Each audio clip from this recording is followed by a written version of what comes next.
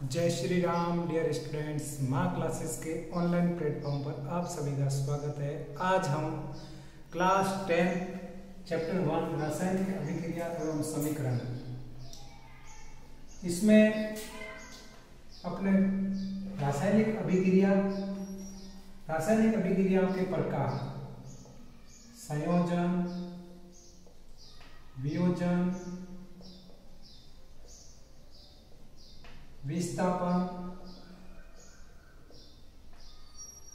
द्विविस्थापन और उपचयन, अपचयन,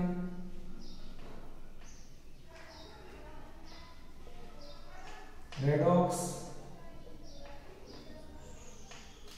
ऊष्माक्षेपी और ऊष्माशोषी। क्लास 10 का चैप्टर फर्स्ट रासायनिक अभिक्रिया एवं समीकरण, इस चैप्टर के अंतर्गत अपने रासायनिक अभिक्रिया क्या होती है और समीकरण क्या है ये पढ़ा। उसके बाद अपने जो क्लास 10 के पहले चैप्टर में रासायनिक अभिक्रिया के कितने प्रकार दिए हुए हैं, संयोजन, वियोजन, विस्थापन, द्विविस्थापन और उपचयन, अपचयन, रेडॉक्स, ऊष्माक्षेपी, ऊष्माशोषी, इतनी अभिक्रिया आपने अभी तक पढ़ ली। उसके बाद अपने लास्ट टॉपिक रहता है एक संक्षारण और विकृत गंधिता, जिसको आज की क्लास में अपन पढ़ेंगे। विकृत गंधिता ये क्या होता है, संक्षारण और विकृत गंधिता, इसके बारे में अपन आज क्लास में पढ़ेंगे।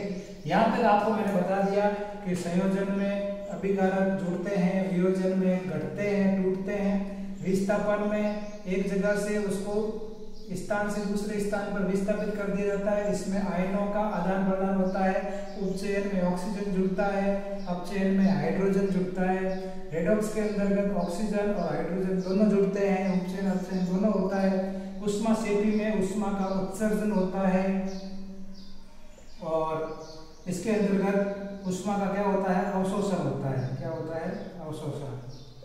ठीक है, अब संक्षारण क्या है और विकृत गंधिता क्या है, इसके बारे में अपन पढ़ेंगे। सबसे पहला आपका टॉपिक है आज संक्षारण। टॉपिक संक्षारण क्या होता है। संक्षारण का मीन्स होता है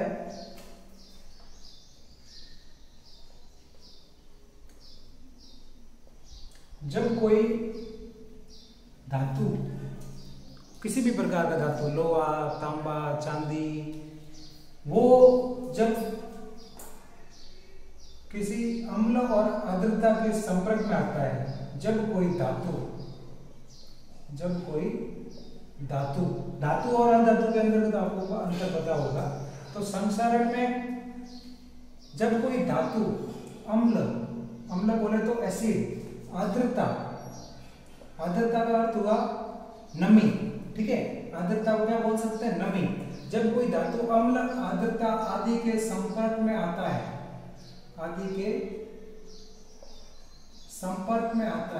संपर्क का मीन्स उसके कांटेक्ट में, संपर्क में आता है, तो क्या होता है, वो संक्षारित हो जाता है। आता है तो संक्षारित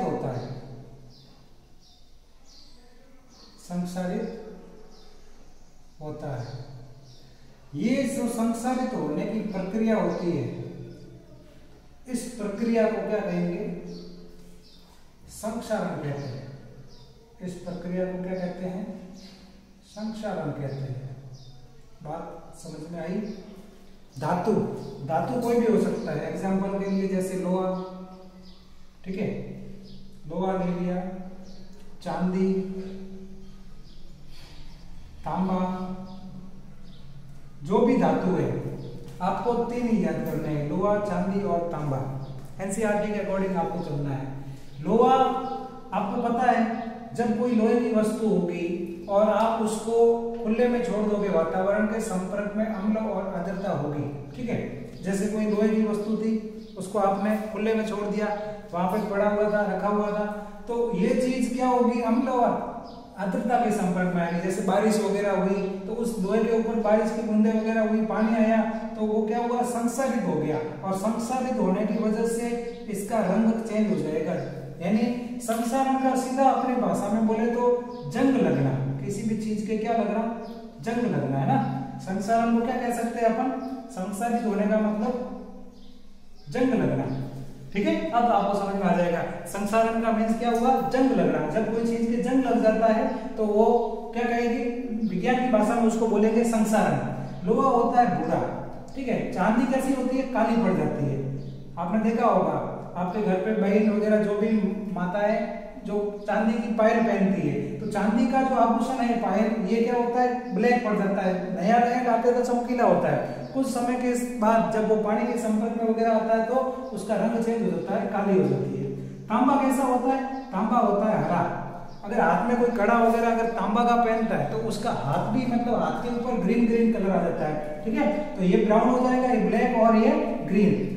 लोहा बुरा होता, लोहे का बुरा होना, चांदी का काला पड़ना और तांबे का हरा होना क्या कहलाता है, संसारण। और संसारण का अर्थ हो गया जंग लगना। क्या अर्थ कहेंगे उसको, और पूरी डेफिनेशन लिखना चाहो तो जब कोई धातु अम्ल या आर्द्रता आदि के संपर्क में आता है तो संसारित होता है। इस प्रक्रिया को संसारण देंगे।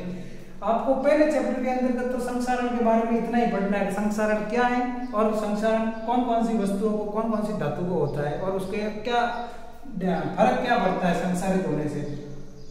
नेक्स्ट जो आपका चैप्टर होगा, तीसरा चैप्टर होगा, तो उसके अंतर्गत आपको पढ़ना पड़ेगा कि संसारण हो तो गया, अब उस संसारण से मतलब बचाव क्या करेंगे, यानी उपाय क्या होगा इसका।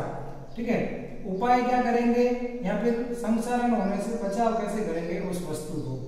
ठीक है, तो उसके लिए क्या करना पड़ेगा, उसके लिए जैसे अपने कोई लोहे की वस्तु है तो उसको पेंट करना है। ठीक है, पेंट करके यानी कलर किया उसके ऊपर तो वो संसारित कम होगी। ठीक है, और जैसे अगली उसमें आपको पढ़ना पड़ेगा यशद लेपन। ठीक है, यशद लेपन ये आपको अगले चैप्टर के अंतर्गत पढ़ना पड़ेगा कि प्रक्रिया क्या होती है, किस प्रकार से इसके ऊपर एक परत लगाई जाती है, वो प्रक्रिया हो जाएगी। ठीक है, यहाँ पे आपको इतना ध्यान रखना है संसारण क्या है और संसारण जंग लगना संसारण है क्या, और लोहा चांदी तांबा इनका कलर कैसे चेंज होगा। इसके बाद आपका अगला लास्ट टॉपिक है इस चैप्टर का, वो है विकृत गंधिता। विकृत गंधिता आपने अगर क्लास ढंग से देख ली और बात को जो मैं एक्सप्लेन कर रहा हूं उसको सुन लिया, उसके बाद आपका पहला चैप्टर पीछे 2 वीडियो बनाए हुए क्लास ली हुई उसके अंदर देख लेना, और ये लास्ट आपके संसारण और विकृत गंधिता। ठीक है, आपने अगर ये देख लिया उसके बाद आपको ये पता चल जाएगा अब संसारण क्या है, विकृत गंधिता क्या है, तो आपका क्वेश्चन रॉन्ग नहीं होगा, आप लिख के आओगे उसके अंदर। विकृत गंधिता के अंतर्गत आपको क्या ध्यान रखना है, आप डेली कोई ना कोई चीज खाते हो जो दुकान से वगैरह लेते हो आप, चिप्स की थैलियां वगैरह। ठीक है, तो जो आप मतलब सीधा समझा दूं तो आपको जो चिप्स की थैली वगैरह लेते हो आप, ठीक है, जो चिप्स के पैकेट आते हैं, जितने भी प्रकार के ये पैकेट बनते हैं, उस पैकेट को जो पैक किया जाता है, ये जो पैकेट पैक होता है इसके अंदर कोई भी चीज है समझो। ठीक है, ये जो अंदर भरा जाता है इसके अंदर नाइट्रोजन गैस को भरा जाता है। किसको भरा जाता है, नाइट्रोजन गैस को। क्यों, विकृत गंधिता। विकृत गंधिता का मीन्स क्या है कि इसमें ऐसे आइटम होते हैं, ऐसे कौन से होते हैं, जो वसा युक्त होते हैं। वसा युक्त, वसा युक्त का मतलब हुआ जिसके अंतर्गत क्या होता है, फैट। क्या होता है, फैट। तो ऐसे फैट युक्त यानी वसा युक्त जो भी सामग्री होगी, तेलीय सामग्री होगी, जो तेल से बनी हुई सामग्री ऐसी। ठीक है, वसा युक्त या तेलीय सामग्री जब लंबे समय तक, ठीक है, जब लंबे समय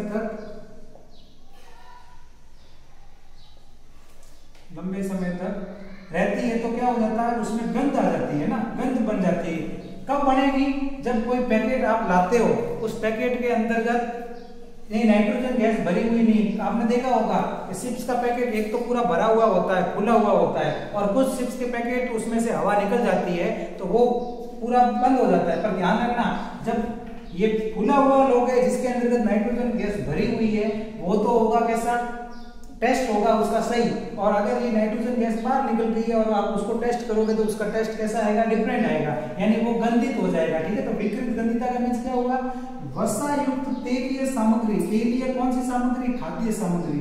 ठीक है, खाद्य सामग्री जब लंबे समय तक रहती है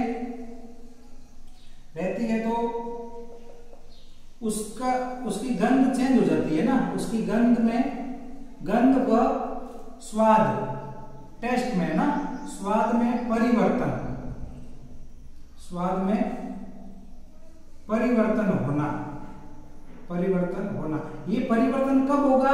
जब ये गैस नहीं होगी, ठीक है। क्योंकि अभी जो चिप्स बनाने वाले पैकेट होते हैं, वो चिप्स बनाने वाला कामकाज करते हैं, तो वो कैसे करते हैं? इस जो पैकेट बनाते हैं इसके अंतर्गत से ऑक्सीजन गैस को हटाते हैं, ठीक है। क्या करते हैं? ऑक्सीजन को हटाकर, ऑक्सीजन को हटाकर कौन सी गैस भरते हैं? नाइट्रोजन। और नाइट्रोजन क्यों भरते हैं? क्योंकि ये कम सक्रिय गैस है। ऑक्सीजन को हटाकर नाइट्रोजन, नाइट्रोजन कम सक्रिय है ना, जो ये कम सक्रिय गैस है इसको भरते हैं, ठीक है। कम सक्रिय गैस को भरते हैं, लिख देना आप, कम सक्रिय गैस को भरते हैं। बात आई समझ में? विकृत गंधिता को एक आपको सीधा समझना है कि कोई भी पैकेट है जो भी वसा युक्त या तेलीय खाद्य सामग्री है, ऐसे प्रोडक्ट जो एक तो फैट युक्त हो और तेल में वही आ जाएगा, फैट के अंदर सब वसा युक्त है, और खाद्य सामग्री यानी खाने वाली जो भी आइटम है उसके स्वाद में और गंध में परिवर्तन होना। आपको टेस्ट करोगे तो आपको थोड़ा अलग लगेगा, जैसे टेस्ट के अंदर थोड़ा अलग अजीब लगेगा आपको, ठीक है। इसका मीन्स क्या हो गया? वो खराब हो गया है। तो ज्यादा समय तक पड़ा रहता है तो खराब, ऐसा नहीं कभी आपने गैस उसमें से निकाली हवा और आप चेक करोगे कि अभी टेस्ट चेंज हुआ नहीं हुआ, ऐसे चेंज नहीं होगा, ठीक है। जब वो लंबे समय तक यानी 4-5 दिन 7 दिन पड़ा रहता है तो वो खराब हो जाता है, ठीक है। संक्षारण और विकृत गंधिता, इस टाइप से आपको ये टॉपिक समझ में आया होगा। कैसी लगी आपको क्लास? अगर आपको 10th क्लास के अंदर जो चैप्टर है या फिर आप किसी भी क्लास के हो, 6 से 10 तक, 12 तक, अगर आपको स्टडी से रिलेटेड कोई भी जानकारी चाहिए तो इस चैनल को सब्सक्राइब करना। आपको क्लासें मिलती रहेगी, आप ऑफलाइन स्टूडेंट के रूप में भी जुड़ सकते हो, ठीक है। ऑनलाइन क्लास के माध्यम से आपको अगर क्लास समझ में आ रही है तो आपको निश्चित रूप से ये चीज को देखना है और नोट करके लिखना है। क्लास देखने से बेनिफिट कम होगा, आपको देखने के बाद चीज को नोट करना है, उसके बाद आप बार बार रिवीजन कर सकते हो। Okay, thank you.